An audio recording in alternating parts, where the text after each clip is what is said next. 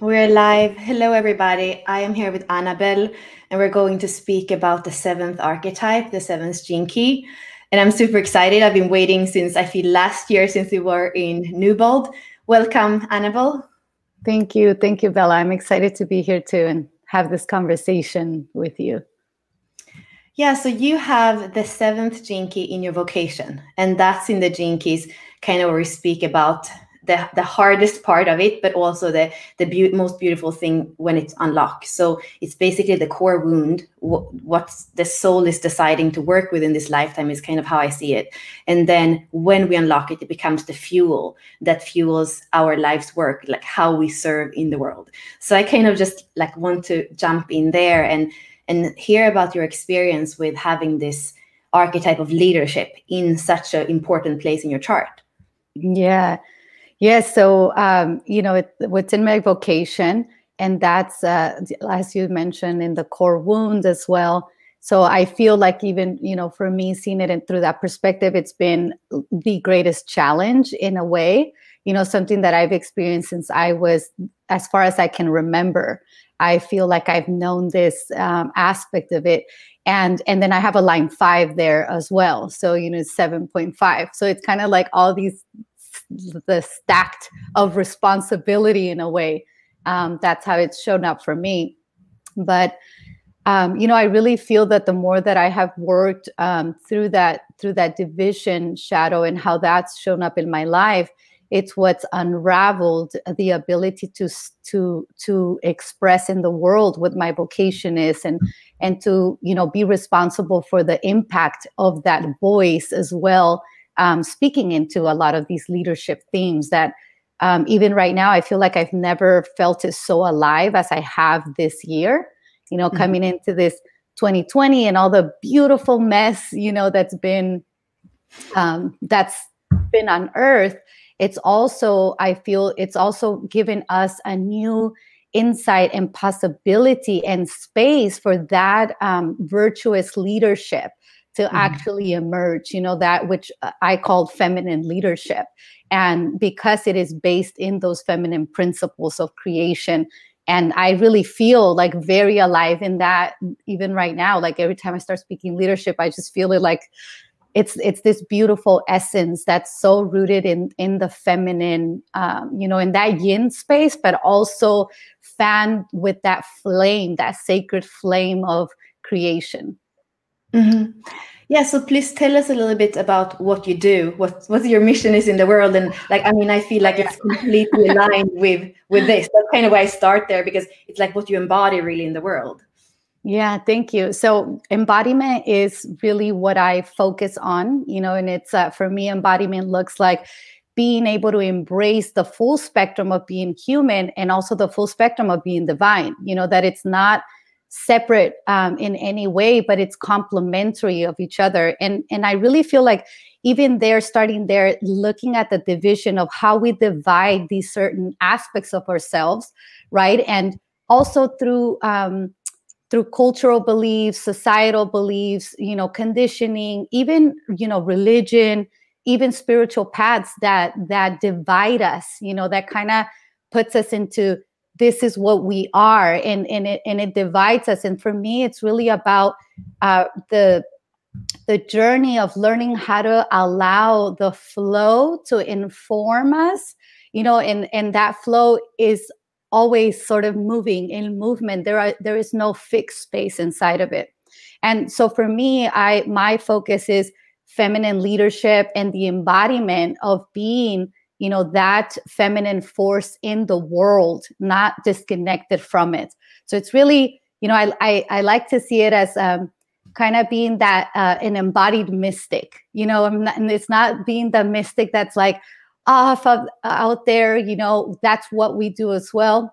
But it is also like, how do I bring this into the material, into the physical form? Because I feel that that's what's most needed. It's really that feminine leadership that is, creating out of nothing, because there are no models of this leadership that we can look out and follow or see, because we're not meant to. We're sort of creating as we go. And, and I really feel like that seventh is the ability to listen so deeply that you drop below the noise, you drop below your filters, below your conditioning, deep down into that void where all is life. And that's where that wisdom emerges from, and that's where we can lead from. Mm-hmm.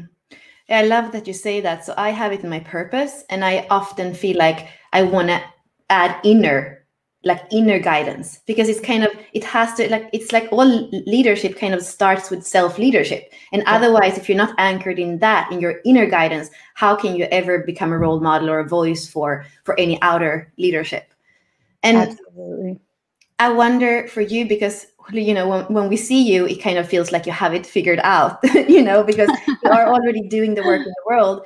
But what was the journey like?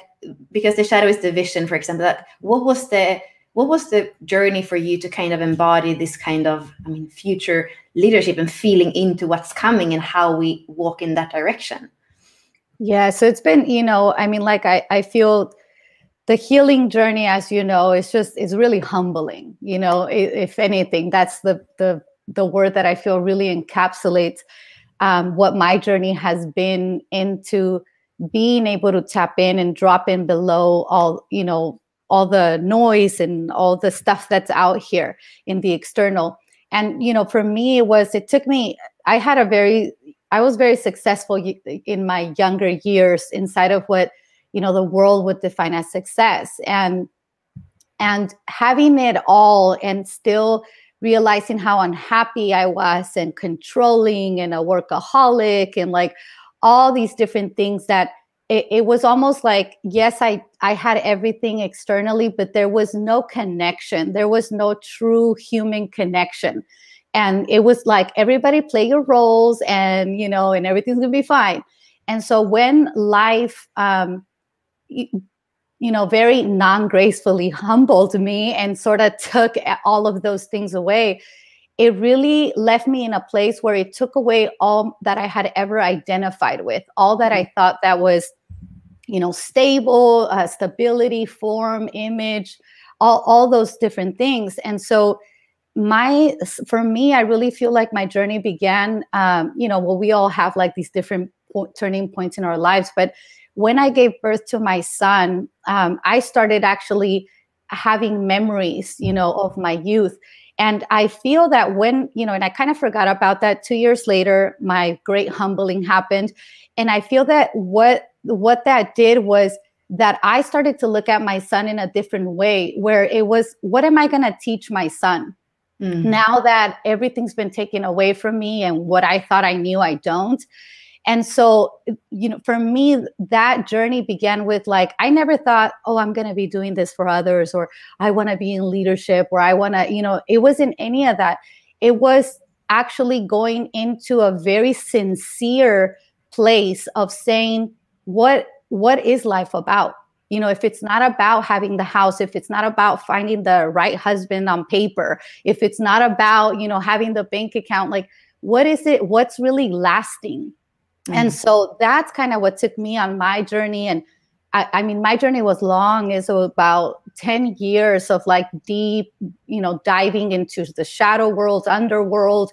I did a great journey with womb shamanism, and then I taught for that mystery school. And so for me, from the beginning, it was a lot about going into the shadow world and to all the aspects that I didn't want to look at in myself. And I'm really grateful for that, Bella, because I feel that, one of the things that I find about the line 5s is that we can get like very focused in things and become rigid, right? And all that. But in a way, I feel like that kind of served me on my journey, because I would find something and it's like I had to commit to that. There was no external distractions to take me from it. And so I feel that's why I was able to really go into those depths early on and to stay committed to it, even when everything was like, my family was like, you need to go to therapy. Like, this is not normal, all this, because I was doing grief work. I was doing, all these other things that we still weren't really talking about. Now, blessedly, there are subjects that are more, out there. But for me, yeah, it was really humbling. And trust me, like that whole like thing, having it together, do we ever really have it together? I think not, because even now, I feel like as we speak, I'm going through a big process myself within myself, where I'm being called to go in deeper, listen deeper.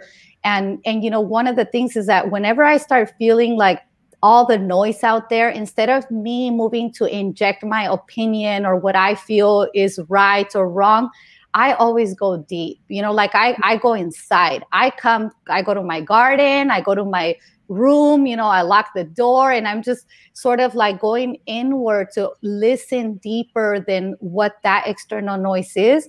And from there, I always get that clarity. And and I say always, but this is just now. It's not always, but I can trust that. I can trust that I can drop into that space, and if I cultivate that and trust that, the timing itself will bring me out, and then what I have to offer comes from that place of rootedness and depth, not from the sort of like, what are people expecting you to say? And, because there's been a lot of that's been challenging. It's like people expect you to tell them something, tell them what they should believe, or tell them what they should do, and I think that's part of that seventh key as well, is that, as it says, I love that it says that like sometimes not guiding is the guidance in it. The non-guidance is the guidance, because it's not for us to tell people what to do, but like to stand in that encouragement of you. The answers are within you, and it's not what I have to say, although you're put in that position in a way. It's very paradoxical. I find this key very paradoxical. Right. And what is it like going down to the underworld somehow feels like it's guiding you through the future and helping other people going there. So what is it with the underworld which is often what the last place we want to go, that you feel magical, or the underworld or the womb or the darkness? Like how is that the place of creation? How is that the place that where we can come from? Yeah. So, for me, I've seen it like, what resonates for me really is like our three centers, right? Which is our mental, our heart center, and then our womb center, or Dantian, or, Hara space. And the way that I see it is like inside of my journey there was an aspect of it where, okay, I had to mentally, understand like, okay, there's something else out there, and then start to drop into the heart center, which is what softens us. And, then we become more compassionate, and we, create that space. And I really feel like a lot of people that are very into, the love and light, it's like, this is where they're at. They're in that beautiful heart overflowing space. But what I found about the underworld, that it was actually an invitation to drop in deeper into that center of creation, and for me, I feel, that womb space, and I talk about this a lot, is that the womb space does not recognize right, wrong, destructive, constructive. It's a place of birth, and it's also a place of death. And so when you go there, you're going to come in to see a lot of things that you have been denying or haven't been wanting to see, because I really feel like a lot of the memories that the psyche cannot hold are held in this space. And so it's sort of going into this place where all your secrets are in, and all your, things that you're ashamed about are in, and you're going to walk through this space. And for me, having the ability to have done that, I feel that now, because I did that and I am comfortable in that space, now my clients and the people I work with, or when, where I'm holding space, that's the sort of depth of container that I can provide for them, because I walk through my own hell. So I can relate, and while I'm not going to walk it for them, I can hold the light while they do that. While they're, walking through their thing and feeling, because I remember feeling like, I think I am crazy. Like, I think I need to go see a psychiatrist, all these things that now, and I feel like at one point I also felt like, oh, well, this was my journey. This is how people need to do their journey, right? Mm-hmm. But now I understand that that was my journey because I had to get certain understandings to activate my blueprint. But that doesn't mean that other people have to experience the same thing, especially if I already went there and I'm like, we can navigate this corridor better, and I just see the richness and the depth that is access through walking that underworld and the reward, because not just anyone's gonna want to go there, but when you're ready and when you hear that calling and when you have that calling in your belly, you're gonna go there. And I feel like that's where true power is, because that's where you get to see the false power versus the true power, and false power is all of our external constructs and our belief systems and stuff like that. And so really diving in there, I feel like now you can start to explore like your sexual shadows and your, traumas and all of those things, because there's another aspect of it where we tend to eroticize our wounds. And, and so there's a lot of people doing great deep work, but there's an aspect of it that is still eroticizing a lot of the wounding. So there has to be like that deep dive into the shadow world. And yeah, it's, it's not for everyone, but I think more and more people are really feeling the call to go there because of all the deceit, that we're seeing. And again, that lives inside of us as well. The deceit, the hiding, the shame, the guilt, all of these different things. So yeah, I'm a champion of the underworld. Let's go. And I feel like you are, I had to look at your chart because you are also, you were mentioning sexuality. And when I look at your chart, I mean, first of all, you have so many fifth lines in your culture, in your, like your whole kind of soul, the radiance, the purpose, and your IQ, and it's in your EQ even, and it's your sexuality. And it's that fifth line of entrapment, manipulation, or I see it as the archetype that can play all the strings of the guitar, and it can do it for good or for bad. Kind of the same thing with the 7, it's leadership for good or for bad. Mm-hmm. So when we speak about womb wisdom and the underworld, like how is that connected to sexuality? And even in your case, what you are doing in the world is the 59.5. So that's also very much about intimacy, transparency, kind of even the sexual part. Like, would you speak to us a bit about that? Because that's often something that people don't see as like leadership, sexuality, or, womb wisdom. Is it womb wisdom of creation, or where does sexuality come in? How do you relate to that? Yeah. So, so for me, sexuality is simply our life force. That is the life force. And the portal of that life force is our womb space, which is our womb wisdom, or, or being aware of that. Right. And, having so many fifth lines, as you said, and in my attractor field and, like all these, I know abuse of power very well. I've abused it. I've used it. So I know that aspect of it. And I feel that what happened when I decided to go into the underworld is what I saw where this abuse of power comes from, and also, how distorted that sense of power is to us. I'll give you an example. Like for me, I come, and this is why also I believe like lineage work comes into even this sexuality talk, because we're passed down all these patterns of shame, all these patterns around, what healthy sexuality means. And, for me, I come from a lineage where the men were very abusive, and, the women were very submissive, and, that's kind of like the story. So when it came to me, I was like, that's not going to be my story. My story is I'm going to be an avenger for women, And so for me, that manipulation and that awareness of my sexuality, I was very aware of it from a young age, in my teens. And so I knew that it held certain power inside of it, and I used it. And I was very familiar with it. And when I went into the womb work and into really getting to know that archetype of this seductress, this archetype of this, manipulation, and that it's not just ours, but this is passed down. These are goes back to the stories of the priestess temples, and that siphoning of their sexual power as well, and all of these different aspects.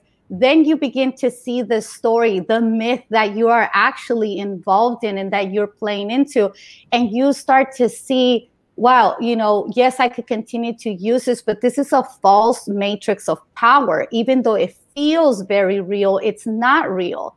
And so what does that real central sexual power look like or feel like?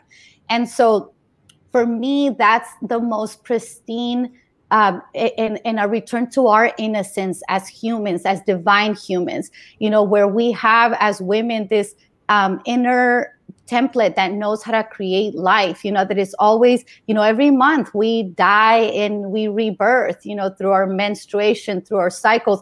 And so for me now, being able to tap into that power versus that false matrix that, it's very tempting, because it is so powerful, and it's very easy to abuse your power, especially when you're in positions of leadership.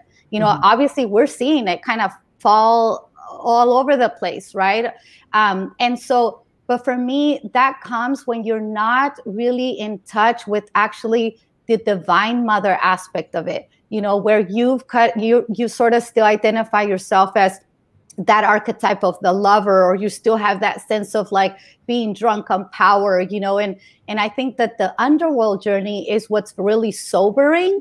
And then you can choose. So what am I going to give my alliance to? What am I going to serve?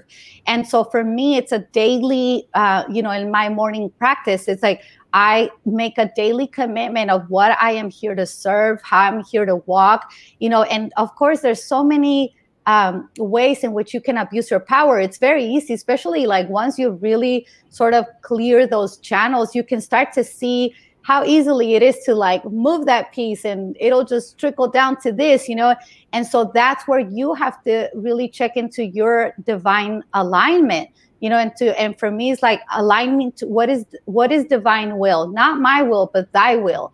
And because that always moves me into center. It's not about what Anabel, the human desire, indulgent Anabel, wants all the time, although she can have a space as well, but it's always where am I serving from? Where am I moving from? And I feel like, that's ultimate power. When you actually know that you can do things, but you don't need to do them, when you can have that self-restraint and understand that what you're serving is something greater than that immediate or that, in the moment, whatever satisfaction you're going to get. And I feel like that's what's really that commitment and that devotion, Would you say that hero's journey through the underworld, that's different from men and women? Because I think some people be like, oh, womb wisdom, that was women can have. But how would you speak about it in terms of being different genders? I feel it's for everyone. And really, because when I say womb wisdom, what I'm referring to is the cosmic womb, which is the birther of all, birther of planets, birther of universe, just the divine intelligence that is that life impulse that we all have. So, even in the womb apprenticeship that I was in, there was men in it inside as well. And, for them, their center is Hara, but again, it's that center of creation. I do believe myself that being in a woman's body, we have a different texture of communication with the divine, of embodying the divine, which I feel is the, sort of that, like the union perspective, right? That's how we're complementary to each other, where there is qualities that men have more amplified within them. There are qualities that as women, we also have more amplified within us. And it's about like learning, like, how do we support and come into union, come into allyship inside of this feminine leadership that we're both embodying now. Because, feminine is not just woman, feminine is an essence. And as we carry both of those polarities inside of us. And I feel like that journey is about getting to know that feminine aspect, getting to know that masculine aspect, and coming into sacred marriage inside of that yourself.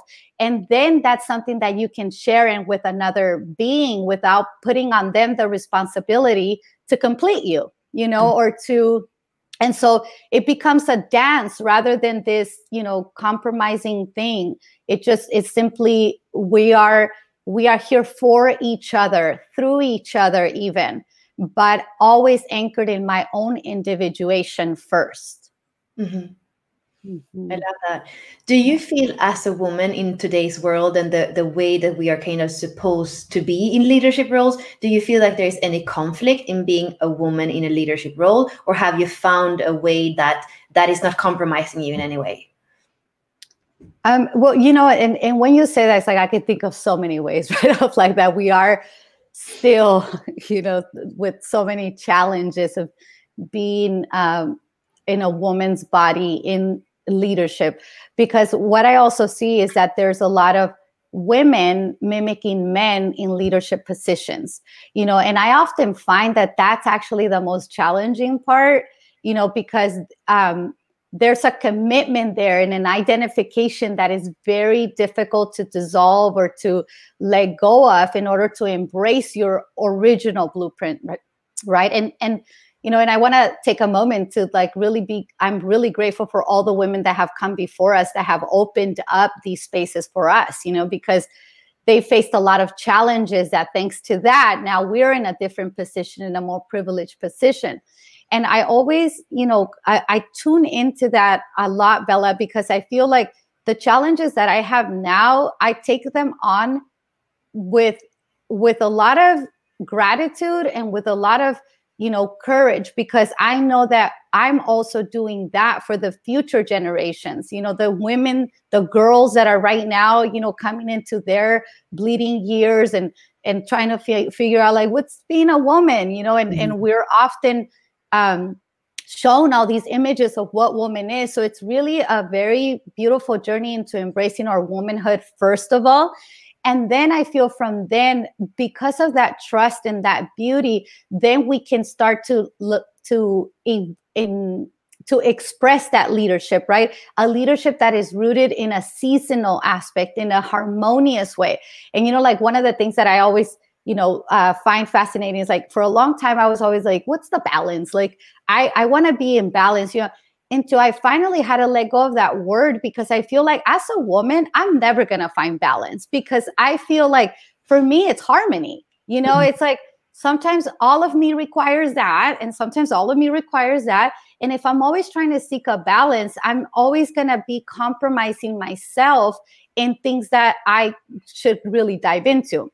And so, you know, I feel like that until we can learn to trust ourselves and to really be rooted in that, it's going to be very difficult for us to stand up in a leadership position and in these values, because there's so much like not wanting that in the world. There's so much that's wanting to, you know, squash you down and tell you how, you know, you're so emotional and you're so this and all these different things. But knowing like, actually, our emotions is a superpower that we have. You know, all these things that we have been divided from or like made to forget is actually because that's what gives us access to seeing the whole picture, you know, like the holistic picture, and being able to bring the aspects that we need, you know, like our own inner medicine woman. It's like, what does this situation need?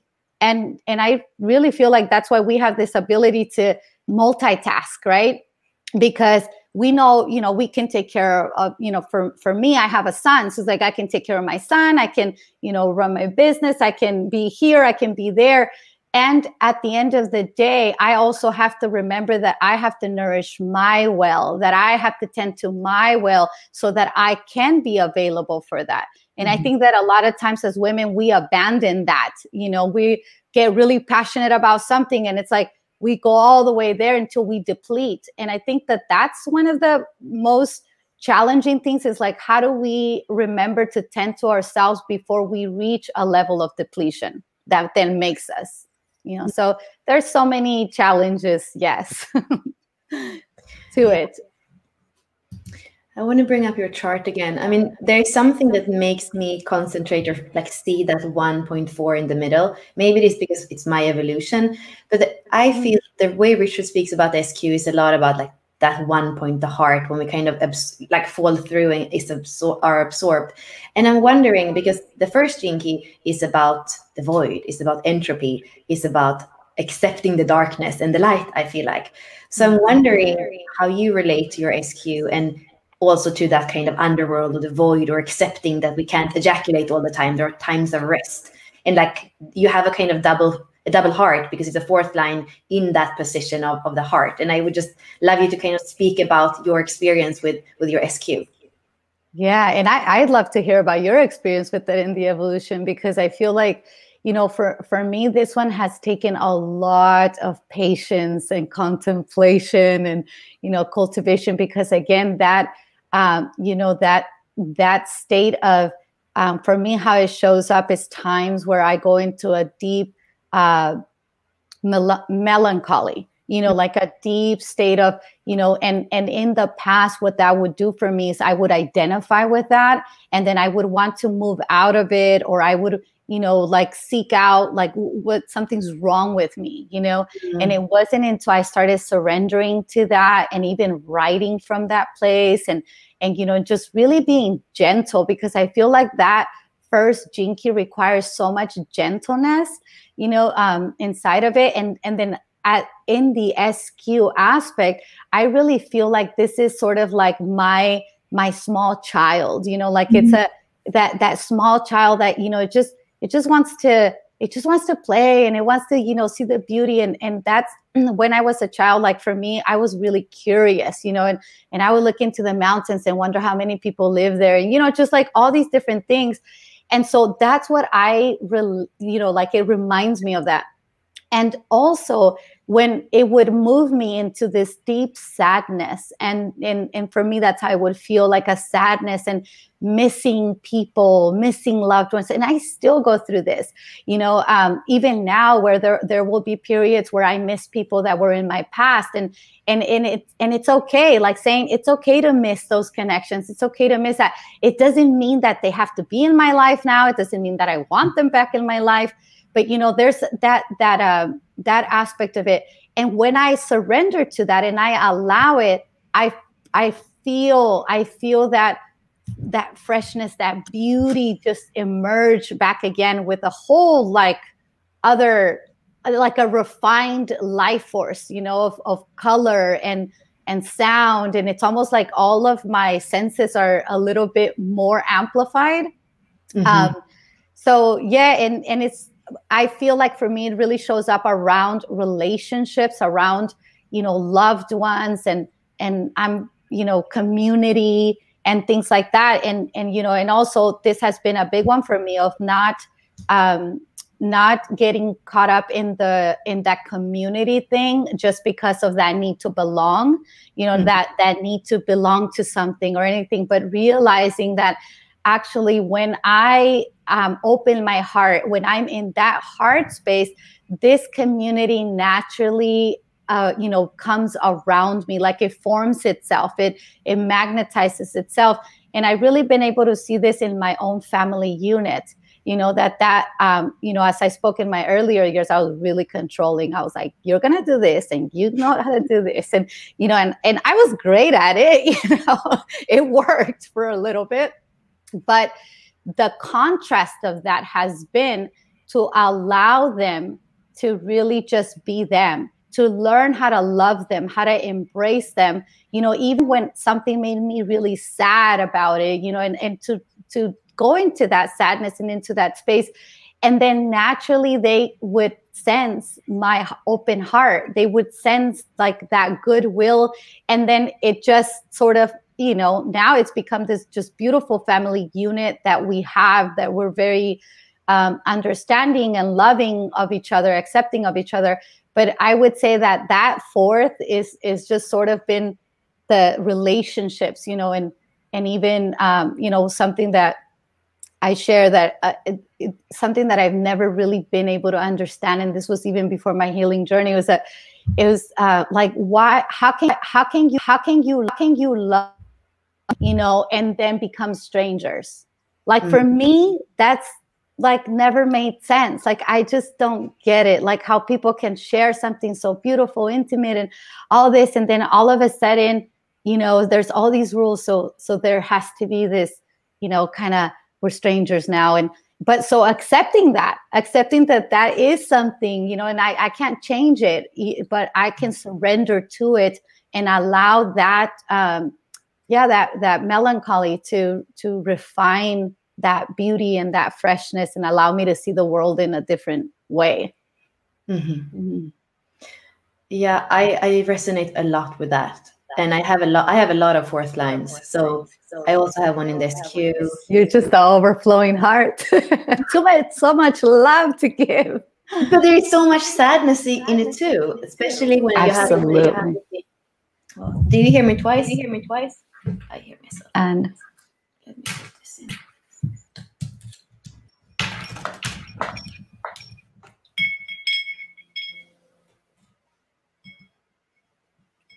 I think this is better. Can you hear me okay? Yeah. Okay. Okay. Yeah, I feel for me it was a lot to not run away from the entropy, to not run away from the depression. And even if the depression wasn't mine, like you say, being acceptant of somebody else being in that place, and even kind of like the city is about seeing the beauty, even in that. And I do kind of smile when you're saying about like knowing what's best for the other, because having that and being really convincing and knowing that you're in the heart, like what can be wrong?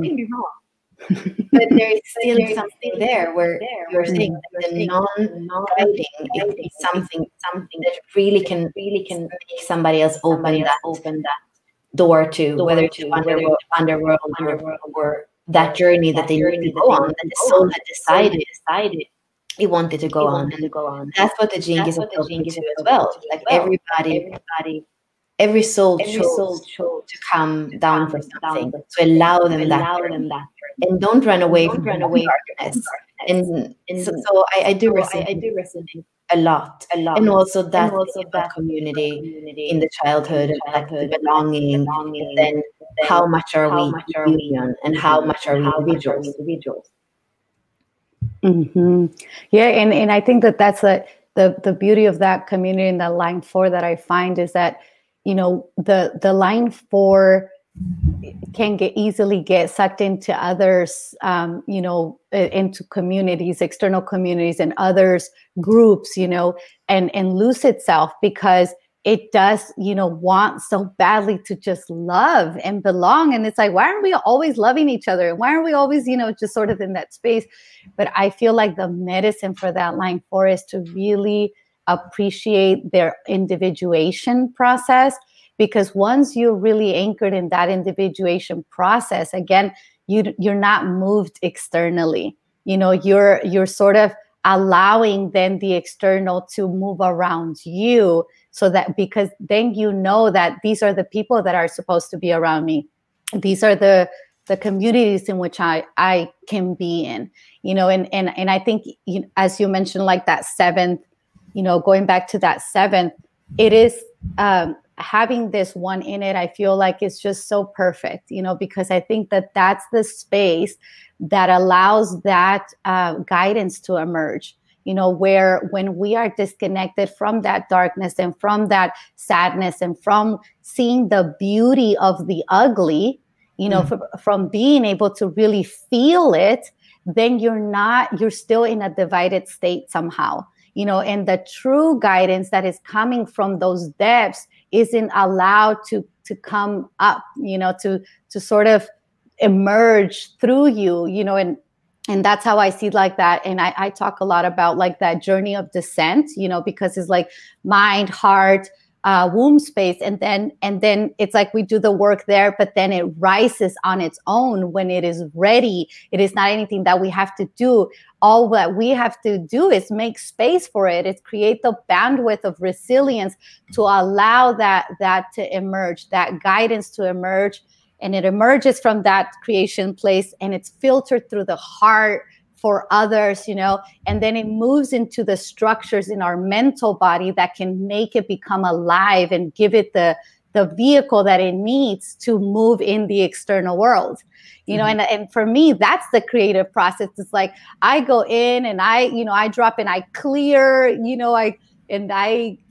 I am with what I don't want to be with, and that dissolves. And when that dissolves, it allows that freshness, it allows that guidance to emerge, and it filters out through and I want to say that through the heart space, because if we're not filtering it through the heart space, then it can be just what I want. But when I filter it through the heart space, it goes into that fourth of the communities. What is the highest good of all? And then I can create those vehicles and structures outside in the world for them to move in. Yeah. I don't know how much you're into human design. Are you a little bit, or is that part of like what you're using with the Gene Keys? Yeah, a little bit. I'm not too. I actually came to human design first, and for me, I was in a time where I was in the underworld, and I was like, "This is too fixed." It's like, don't tell me what to do. Don't tell me how I'm gonna be. So, which is why the Gene Keys was so amazing for me, because it was more of like a poetic journey, and stuff. So I know a little bit, but not very familiar with it. I know you're a genius in this realm, and even Dan is, he gives me more guidance in it, but I'm not too literate in it. I mean, I just feel like it's beautiful to see somebody's energy and how it moves. And we have been speaking about the 7 and the 1, and you have the G center, which is the center about the love, communion. Is it still doing echo? Because is it okay? Not on my side. Not on your side. Let's see. I saw somebody posting in the comments before. Is it better? Put it in the chat if it's better. So the G center is about love, direction, identity. And you have that center open and wide. So you have to take in a lot from other people and discern. Is this mine, or is it not? Or you could also kind of put that perfect white prince, or the prince on a white horse, because you have to hear everything around you and then decide what's yours. And I feel to have your 7 completely open or very open center, and then have the first child, like you're saying, very tender. I can understand a journey of discernment, how to use that 7, how to use that, how to understand what's not yours. And I wonder, going back to what you said in the beginning, you feel like part of that identification of your life, and listening more outwardly than inwardly. Like, what is the direction? What is love? Who am I? Yeah, I mean, that sounds like that, right? And even like that discernment, I feel like discernment is such a huge piece of that 7th, right? Of like knowing what, and and I feel like there's so much of this, like what for me, where I am with that discernment and what is mine and what is theirs and all that. And obviously working with people, you're constantly in these deep processes, and it's more about like I've come to this place where I feel like everything is mine, because I am here. And what that does for me is that it allows me to make a priority the deep listening that I was speaking into, because I feel that that's where the true discernment comes from, and how I'm going to respond to what is coming at me, or even what I'm wanting to put out, so it is that. And I could really, see that before, where it was like that my identification comes from like that environment that I'm in, like it's very easy, that's something that's very easy for me to kind of like shapeshift in the environment that I'm in. And all of a sudden I'm like, is this me, or is this just what? But, it does come down again to that, for me, anchoring into that divine will, going into that deep center inside of myself, so that I know where I'm moving, where I'm being moved from, before I actually move. And so that it's really cool to hear you put it that way, that it's in those open centers, because it is that I do feel that at times,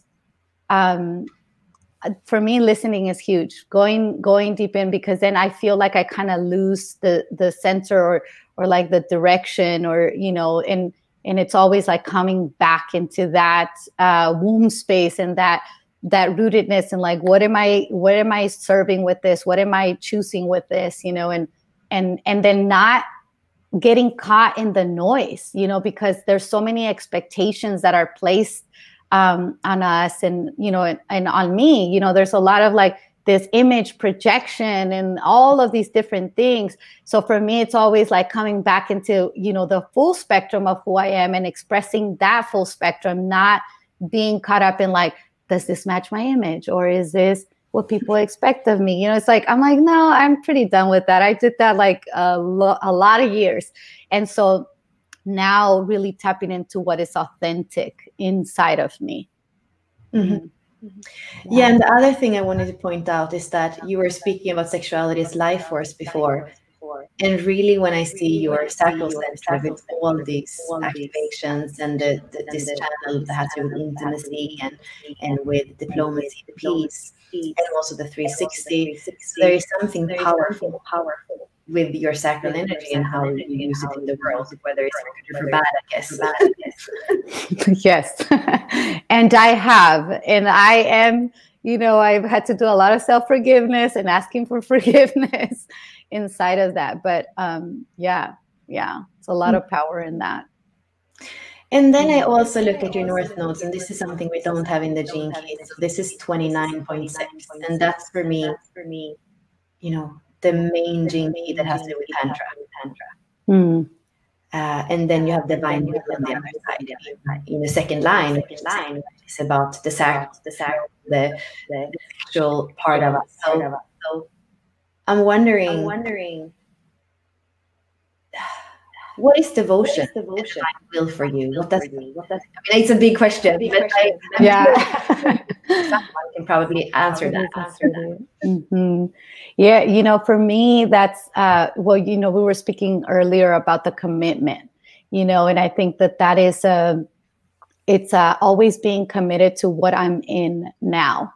And because I think that in the past, one of the things that would move me into that dishonesty, move me into, that abuse of power, was because my commitment wasn't in the present.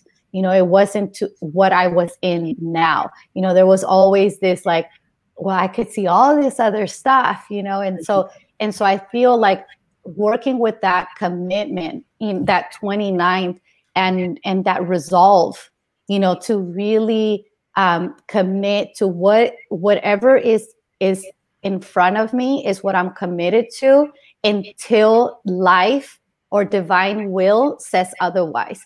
So it's almost like, being so anchored inside of yourself and showing up in that way that you allow that divine intelligence to work its way out, with it. So for me, a lot of times, I would have like, well, do I want to end this or not? Do I need to do this or not? And I have the fifth in my attractor field, that impatience, so I was always moving in relationships.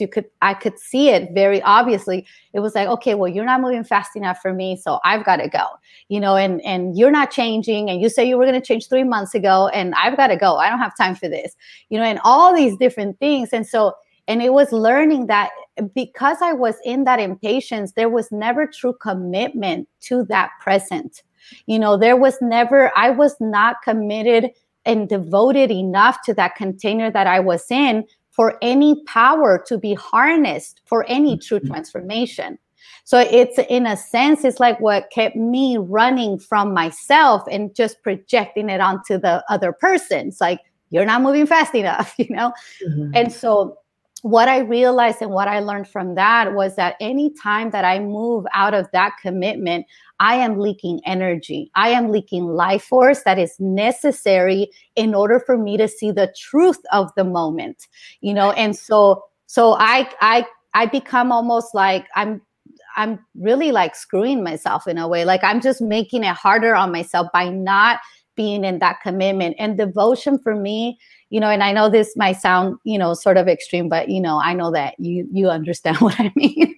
It's like devotion for me is like being willing to give up my life for something that I truly believe in, you know, and that aspect of it, like, you know, and what I can say is like my son, I see my son, I'm devoted as a mother. I'm devoted to my son. My son, you know, like if I had to, you know, choose, of course, I would do anything for him.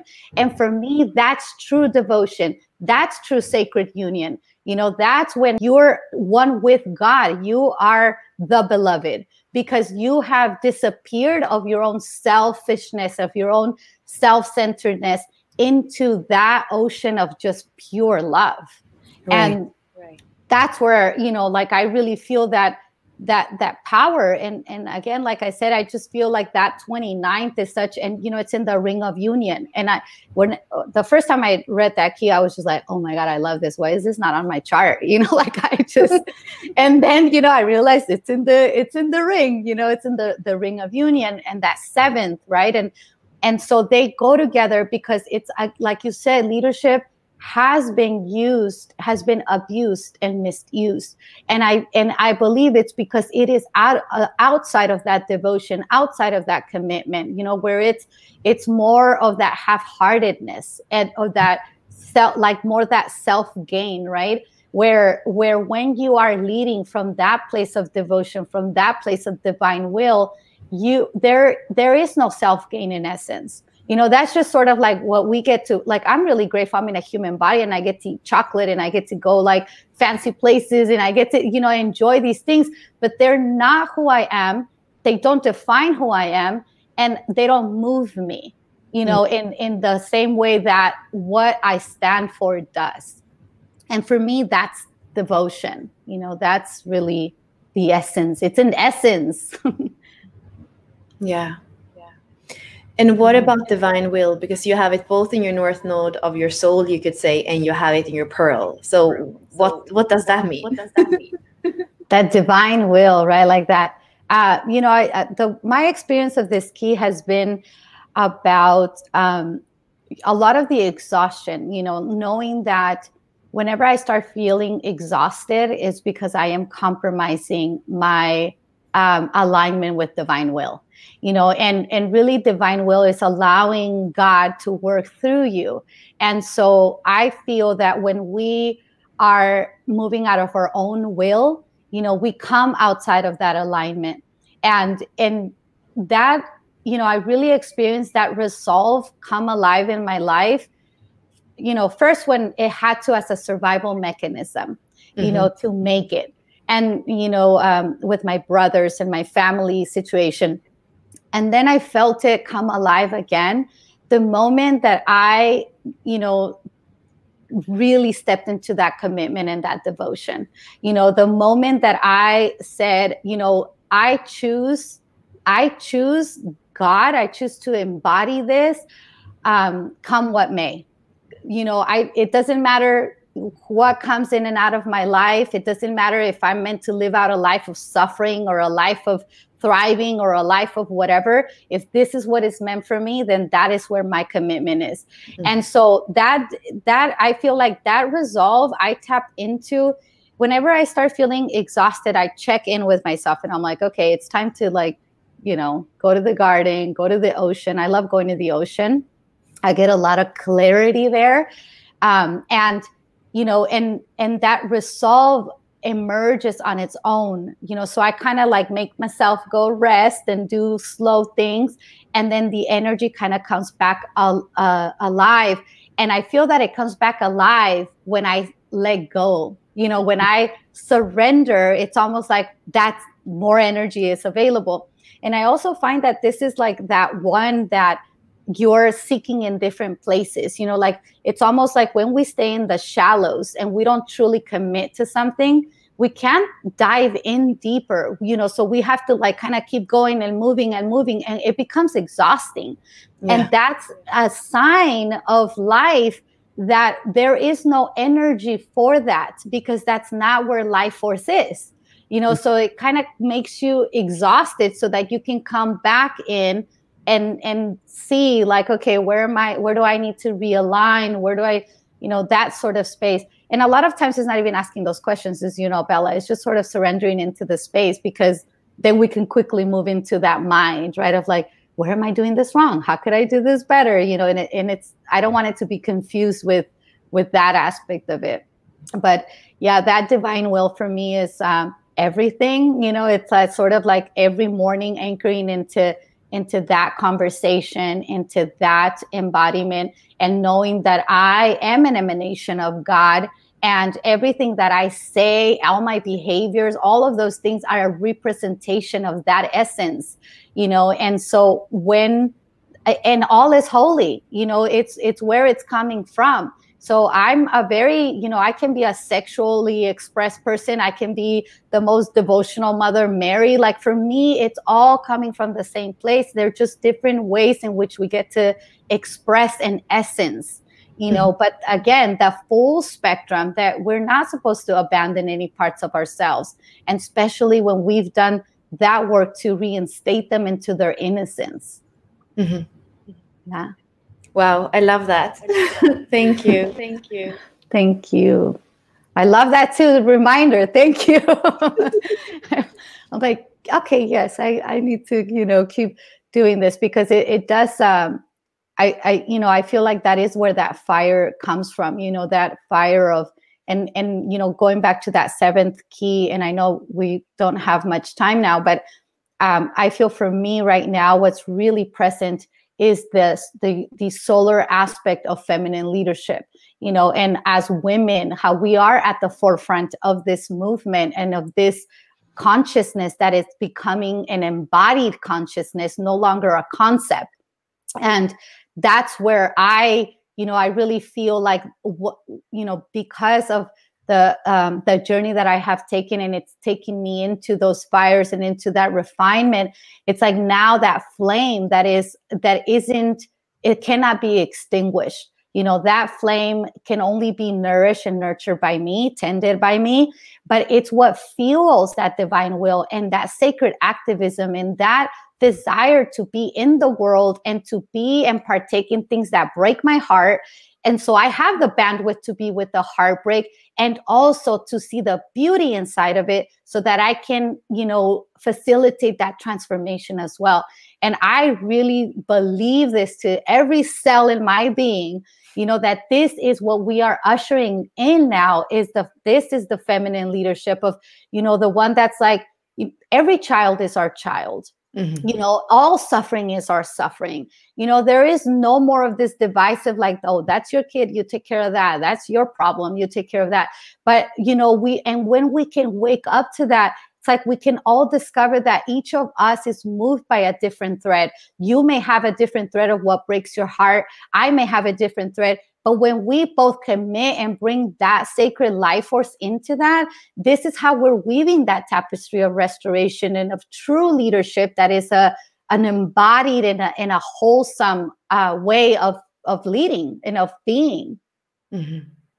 Yeah. Well, when I hear you speak, I feel like the 3-5, you know, sometimes because I'm a 4-6, I can sometimes feel like, oh, they don't commit. And, you know, why don't they step into their leadership? And what would it look to be like a healthy 3-5? And, you know, I see it in Rosie because I love Rosie Aronson and know her over years. And with years and too, it's like, wow, this is how it feels like when the 3-5 is taking responsibility.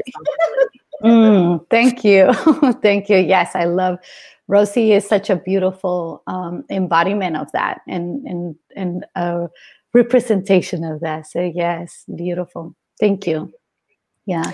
And it's also like that. Oh, sorry, what else? I was going to bring up, because I wanted to touch on this, is I feel like a really powerful thing of the 7th is that to remember that it is the power behind the throne.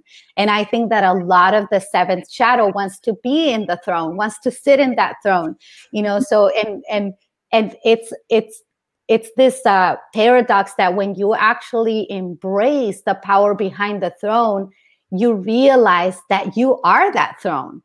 Right. You know, you are there. You don't have to try or be that, you become an embodiment of that. And that's how I see like a powerful woman. When I think of a powerful woman, to me is that woman that can bring about that change and inspiration and that transformation without her being at the forefront or caring to be at the forefront of anything, but rather through that presence. It is moving. It is almost like, like the spider in the spider web. It's like just tapping a little, a part of the web, and it's reverberating out.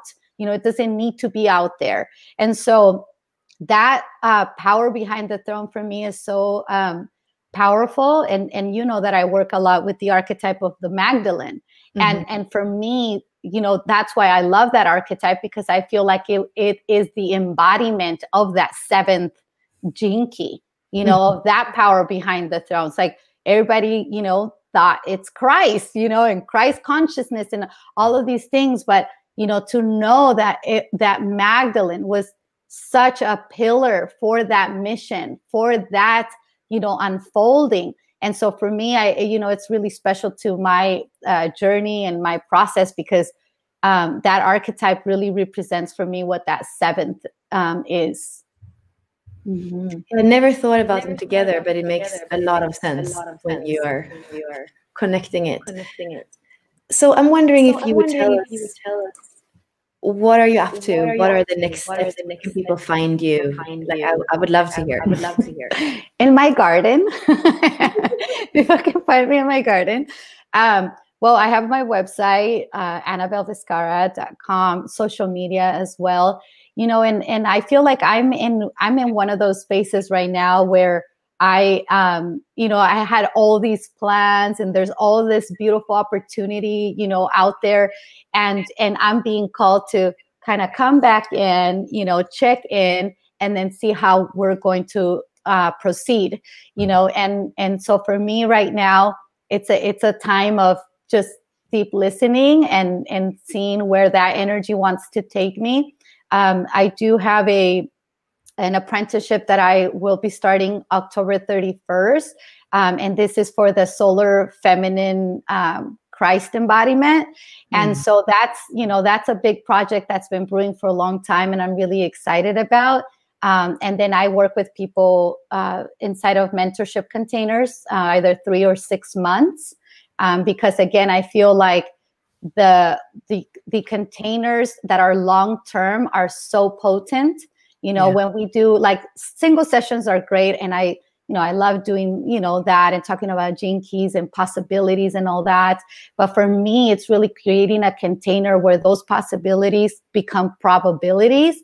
And that takes, time to nurture and to drop into.